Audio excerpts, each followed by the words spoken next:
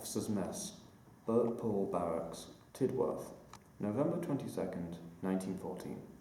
My dear Father, I've had about the busiest week I ever remember. So letter writing has been pretty well out of the question. I didn't forget about the 4 family birthdays, but I'm afraid that I didn't write a word for any of them. I hope May and Ethel will excuse me.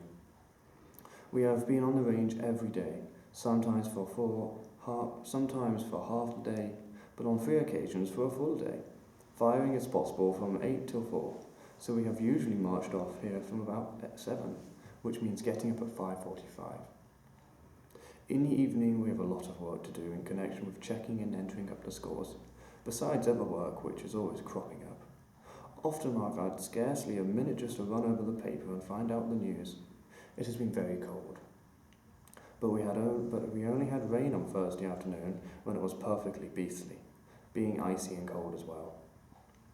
Also that day we arrived on the range about 8, only to find it too foggy to fire until about 10, which was annoying. However, I have thoroughly enjoyed the shooting, more so as I'm doing well myself, and up to date and equal with one of the platoon sergeants, head of the company. The men are keeping a very decent average. There were 4 really bad, and several good among them. I have heard several times lately that the war officers are regarding very seriously the possible of an attempted German invasion on the east coast. Some rumours go as far as to say that they are on the lookout for it almost at once. However, every battalion in this division has orders yesterday to fit 1 company out, war strength, with full equipment. This has been done at the expense of depriving the other 3 companies of much of their regulation equipment. The brigade was so fitted and paraded and inspected this morning. It has to be ready to move out at a few hours' notice, but is to remain here unless the Germans actually come. I have no doubt that you read the letter, part of the Times military correspondence article yesterday in reference to the subject. I think that there is no doubt that you are quite right, and that the immediate difficulty is to find arms and equipment for the men who have enlisted. But I don't think that is any reason for slackening the recruitment. It takes a long time to train a man, and to be any use, it is well to start early.